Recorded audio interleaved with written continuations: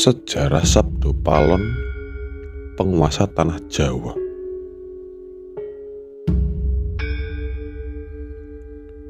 Bumi Nusantara kita merupakan tempat yang unik, tempat yang penuh misteri, legenda dan cerita-cerita dari peradaban lama.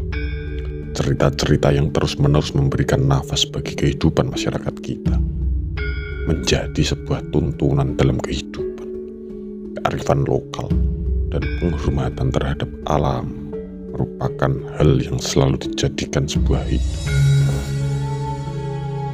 Namun perkembangan zaman senantiasa mengikis hal-hal seperti ini dan membuat kita lupa betapa pentingnya kearifan lokal ini.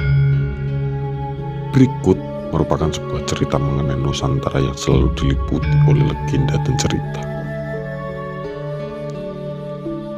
Sabdo Palon dan Mbah Petro. Ketika pertama Islam masuk ke tanah Jawa, tidaklah semulus yang orang sangka, sebab tanah Jawa sudah ada manusia, juga ada bangsa jin yang menganut kepercayaan kuno. Ada yang menduga mereka adalah penganut Hindu-Buddha, yakni agama yang pada saat itu berkembang. Namun banyak yang menduga mereka adalah penganut kepercayaan Jawa kuno. Mereka ini dipimpin Sabdo Palon. Karena paham mereka yang berbeda, maka ketika Islam masuk disambut dengan peperangan. Bukan perang sembarang perang, namun perang magic, perang ilmu-ilmu gaib, sehingga tidak sedikit ulama Islam yang dikirim dari Mesir tewas dalam peperangan magic itu. Dalam wadah kasar, mereka tewas karena tersabut gelombang pasang, semacam tsunami dan sebagainya. Perang ini berlanjut dengan banyaknya jatuh korban di kedua pihak. Maka diutuslah Syekh Subagir, ulama asal Persia atau Iran, yang dikenal ahli ilmu gaib dan bisa melihat bangsa jin. Dengan kedatangan Syekh Subagir, benteng pertahanan Sabdo Palon yang super ketat dapat ditembus, dan banyak bangsa jin atau manusia pengikut Sabdo Palon yang binasa. Melihat keadaan yang tidak menguntungkan itu, Sabdo Palon mengadakan gencatan senjata. Dia mengajak Syekh Subagir berunding dan menghentikan perang. Syekh Subagir menerima ajakan tersebut dengan tangan terbuka, karena dia juga melihat jalan perundingan jauh lebih baik daripada melanjutkan pertempuran yang tidak ada gunanya. Kemudian terjadilah kesepakatan antara Syekh Subagir dan Sabdo Palon. Isi kesepakatan itu antara lain, Islam boleh berkembang atau disebarkan di tanah Jawa, tetapi tidak boleh dilakukan dengan pemaksaan. Islam harus menghormati dan menghargai budaya, adat istiadat setempat. Islam tidak boleh memaksa orang yang berbeda keyakinan untuk memeluk agama baru tersebut. Dan kalau orang Islam yang memimpin atau jadi pemimpin harus mengayomi semua orang, semua agama dan semua kepercayaan. Menjunjung tinggi kearifan lokal, dan sejak itu Sabdo Palon bersama pengikutnya termasuk Mbah Petro Mukso, mereka hilang dari pandangan umum dan tidak mudah dilihat oleh manusia biasa. Hanya mereka yang memiliki kelebihan dan paham ilmu gaib yang dapat melihatnya. Sebelum menghilang, Sabdo Palon sempat berpesan kepada Syekh Subagir bahwa suatu ketika dia, Sabdo Palon atau pengikutnya Mbah Petro, akan kembali menunjukkan jati dirinya. Kalau pemimpin negeri ini tidak amanah, tidak mencintai rakyat, hanya berbuat untuk kesenangan dirinya dan kelompoknya saja, sementara membiarkan rakyat dalam kesengsaraan dan penderitaan. Kemunculan Sabdo Palon dan para pengikutnya Mbah Petro untuk menagih janji, sekaligus mengingatkan agar para pemimpin negeri segera sadar, ingat rakyat dan ingat bangsa. Kalau tidak, selain akan banyak lagi bencana yang akan melanda negeri ini, mereka para pemimpin pada gilirannya juga akan menerima bencana. Bahkan bencana yang akan menimpa mereka lebih dahsyat, lebih mengerikan dan menakutkan. Silakan Anda boleh percaya kepada cerita babat tanah Jawa ini atau tidak, terserah saja. Inilah serat Sabdo Palon penguasa goib tanah Jawa. Podo siro ngelingono cerita ing nguni-nguni kang ngocap ing serat babat-babat nagari Majapahit nalika duking muni Sang Abrawijaya Prabu Pansamya pepanggihan kalian Jeng Sunan Kali Sabdo Palon Noyo Ginggong Rencangiro. Artinya, ingatlah kalian semua akan cerita masa lalu yang tercantum dalam babat atau sejarah babat negara Majapahit. Ketika itu, Sang Prabu Brawijaya tengah bertemu dengan Kanjeng Sunan Kalijaga, ditemani oleh Sabdo Palon dan Noyo Ginggong. Dan yang kedua, Sang Prabu Brawijaya Sabdo Niro arum manis nuntun dateng Punakawan Sabdo Palon paran kasih jeneng Sun sapuniki wus ngerasuk agama Rasul to kakang maniro mawula agama suci luwih becik iki agama kang mulya. Artinya, Sang Prabu Brawijaya bersabda dengan lemah lembut mengharapkan kepada ketua Punakawan. Tapi Sabdo Palon tetap menolak. Diriku ini sekarang sudah memeluk agama Rasul atau Islam. Wahai kalian kakang berdua, ikutlah memeluk agama suci lebih baik, karena agama ini yang mulia. Isi serat Sabdo Palon yang ketiga. Sabdo Palon matur sunggal yen kawula boten arsi ngrasuka agama Islam. Kawula puniki yen yaktina ratuning dang yang Jawi momong marang anak putu sagung kang para nata kang sumenjing ing tanah Jawi wis pinasti sayekti kula pisahan. Artinya, Sabdo Palon mengaturkan kata-kata agak keras, hamba tidak mau memeluk agama Islam sebab hamba ini sesungguhnya Raja Dahyang atau penguasa goib tanah Jawa, memelihara kelestarian anak cucu atau penghuni tanah Jawa, serta semua para raja yang memerintah di tanah Jawa sudah menjadi suratan karma. Wahai Sang Prabu, kita harus berpisah. Dan isi yang keempat, kelawan Paduka Sang Nata wangsul maring Surya, rurimung kula matur petungna ing pinjang sakungkur mami yen wis prapta kang wanci jagep kang salatun taun wit ing dinten punika gatos agami agama budi kula sebat tanah Jawa. Artinya, dengan paduka wae sang raja kembali ke Suraruri atau alam kosong tapi berisi, alam yang tidak ada tapi ada. Hanya saja saya mengaturkan sebuah pesan agar paduka menghitung kelak sepeninggalan hamba. Apabila sudah datang waktunya genap 500 tahun mulai hari ini, akan saya ganti agama di Jawa. Agama Budi akan saya sebarkan di tanah Jawa.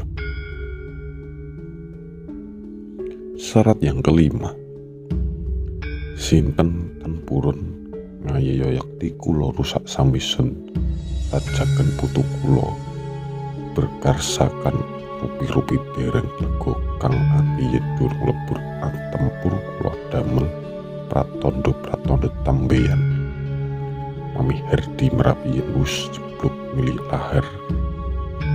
Artinya, siapa saja yang tidak mau memakai akan saya hancurkan, akan saya berikan kepada cucu saya sebagai tumbal makhluk halus berwarna-warni. Belum puas hati hamba, apabila belum hancur lebur, saya akan membuat pertanda sebagai janji serius saya Gunung Merapi apabila sudah meletus mengeluarkan lahir.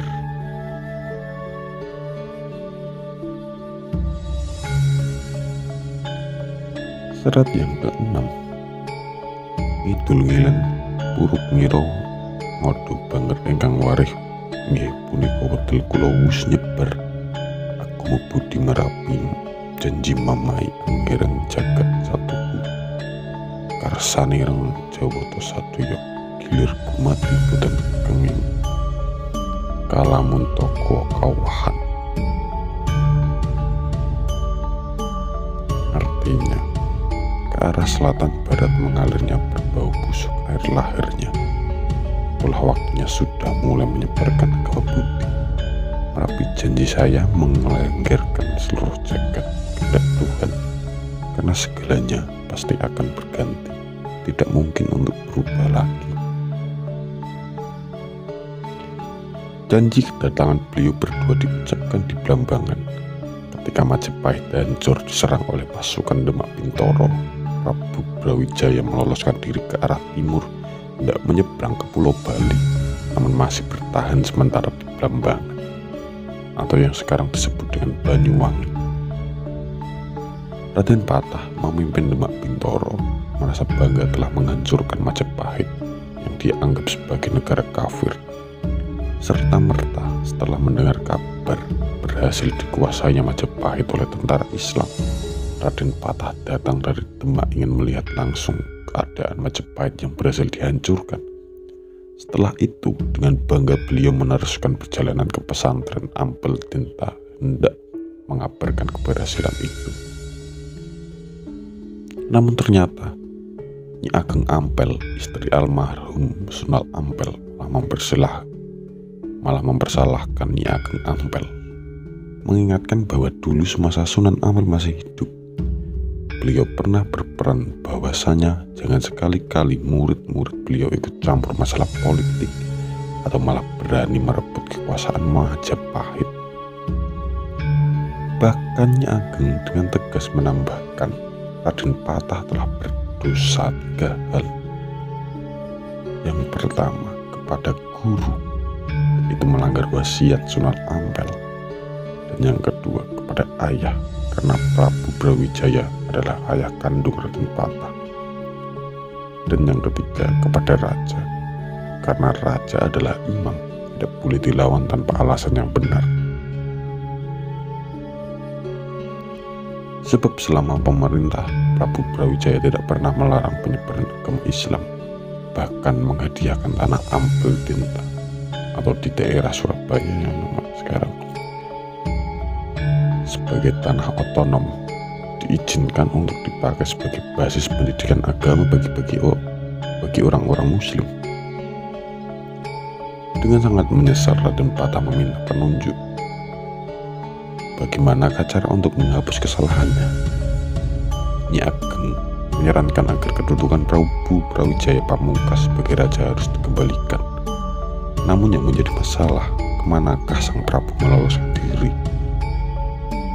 Nyi Ageng memperkirakan sang Prabu pasti menuju ke Pulau Bali. Raden Patah berniat menyusul sendiri, namun dicegah Nyi Ageng Ampel karena setelah kejadian peperangan Majapahit oleh tentara Islam terjadi, maka tidak ada satupun orang Islam yang akan dipercayai sang Prabu. Tidak Raden Patah, tidak Nyi Ageng Ampel, tidak pula para wali yang lain yang turut serta membantu penyerangan tersebut. Namun hanya ada 2 wali yang memungkinkan masih beliau percaya. Yang pertama Syekh Siti Jenar, dan yang kedua Sunan Kalijaga, karena kedua wali ini terang-terangan menentang penyerangan pasukan Islam ke Majapahit. Karena hubungan Raden Patah tidak begitu baik dengan Syekh Siti Jenar, maka dia meminta pertolongan Sunan Kalijaga untuk melacak keberadaan Ramadanya, dan jika ditemukan, dimohon dengan segala hormat untuk kembali ke Trowulan, ibu kota Majapahit, untuk dikukuhkan lagi sebagai raja. Sunan Kalijaga bersedia membantu, ditemani beberapa santri beliau langsung melakukan pencarian ke tanah timur.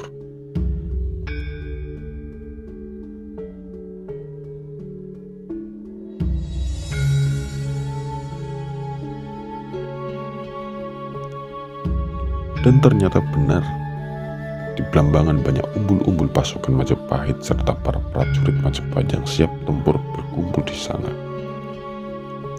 Dan benar pula, Prabu Brawijaya masih ada di sana, belum menyeberang ke Pulau Bali. Agak kesulitan Sunan Kalijaga memohon bertemu dengan Sang Prabu.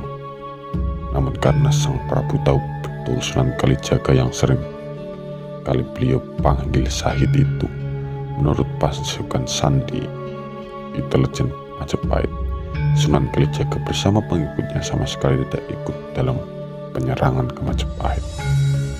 Maka Sunan Kalijaga dipersilahkan menghadap, walau dengan kawalan tetap. Di sini dialog Serat Sabdopalan terjadi. Sang Prabu Brawijaya ditemani Sabdopalan dan Naya Ginggong di hadapan oleh Sunan Kalijaga beserta sesepuh Majapahit yang kebetulan bersama-sama Sang Prabu hendak menuju Pulau Bali. Menyusul beberapa masyarakat Jawa lain yang lebih dahulu melarikan diri ke sana. Mendengar penuturan Sunan Kalijaga, Sang Prabu luruh hatinya, karena sejatinya Sang Prabu kini tengah menghalang kekuatan besar untuk merebut kembali tahta dari tentara Islam. Tidak bisa dibayangkan apabila itu terjadi, karena penduduk Sang Prabu Brawijaya masih banyak tersebar di Nusantara. Pertumpahan darah yang lebih besar pasti akan terjadi. Putra-putra Prabu Brawijaya masih banyak yang berkuasa dan mempunyai kekuatan tentara yang besar, seperti Adipati Handayaningrat IV di Penging, Lembu Penteng Madura, Bondan Kewajen, Bondan Jawan di Tarup, dan masih banyak lagi. Sunan Kalijaga meminta agar pertikaian dihentikan dan disudahi. Kiranya Sang Prabu kembali memegang tampuk pemerintahan. Prabu Brawijaya menolak, karena jikalau itu terjadi maka beliau akan merasa terhina oleh putra selirnya sendiri, Raden Patah, yang lahir dari putri Cina Engkian dan dibesarkan di Palembang dalam asuhan Adipati Arya Damar atau Suwan Leong. Bagaimana tidak, seorang ayah harus menerima tahta dari anaknya sendiri. Memalukan. Ketika perundingan menemui jalan buntu, maka Sunan Kalijaga mengusulkan agar beliau dengan kebesaran jiwa mau memeluk Islam. Dengan demikian seluruh penduduk beliau pasti akan meninggalkan beliau satu persatu, dan pertumpahan darah yang lebih besar lagi akan terhindar. Mendengar akan hal itu, Prabu Brawijaya tercenung untuk menghindari peperangan lebih besar. Setidaknya usulan Sunan Kalijaga memang masuk akal. Demi perdamaian, Sang Prabu mengesampingkan egonya. Maka penuh dengan kebesaran hati beliau menyatakan masuk Islam. Terkejut seluruh yang hadir, masuk Sabdopalan dan Naya Ginggong, hingga terlontarlah sebuah janji seperti tercantum pada Serat Sabdopalan di atas. Sepeninggalan Sabdopalan dan Naya Ginggong, Sang Prabu pun bersedia kembali ke Trowulan, namun bukan hendak kembali menduduki tahta, akan tetapi mendamaikan seluruh kerabat Majapahit agar merelakan tahta dipegang oleh Raden Patah. Dan perjalanan pulang inilah Sunan Kalijaga meminta bukti ketulusan Sang Prabu dalam memeluk Islam. Sunan Kalijaga memohon untuk memotong rambut panjang Sang Prabu dengan sebilah keris. Setelah diijilkan, Sunan Kalijaga memotong rambut beliau, tapi ternyata tidak satu helai pun terpotong. Sekali lagi Sunan Kalijaga meminta keikhlasan Sang Prabu memeluk Islam, dan sekali lagi Sunan Kalijaga memotong rambut beliau. Kali ini terpotong sudah, namun Sunan Kalijaga belum puas. Menjelang berangkat kembali ke Trowulan, Sunan Kalijaga mengambil air comberan yang berbau tidak sedap, dimasukkan ke dalam sebilah bambu. Di hadapan Sang Prabu, beliau menyatakan bahwa air comberan ini sesampainya di Trowulan, air purba tidak berbau busuk. Nyata sudahlah Sang Prabu telah lahir batin masuk Islam.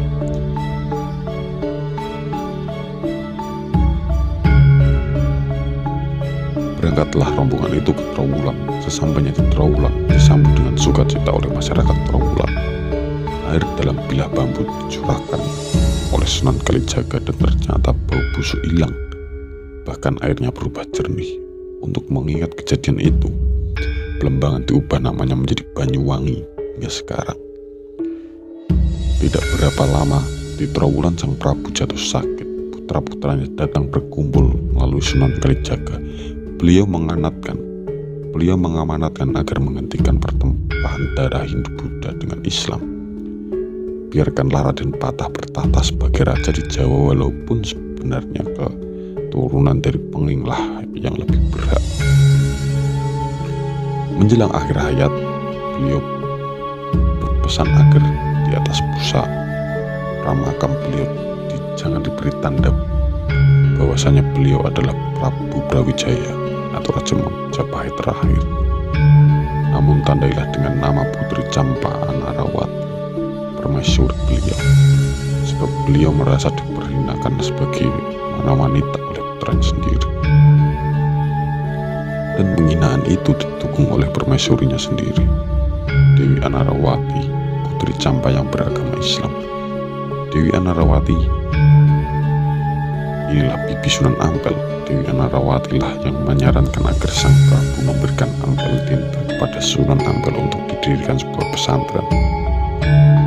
Maka jangan heran apabila di Trowulan tidak diketemukan makam Prabu Brawijaya, melainkan Putri Campa.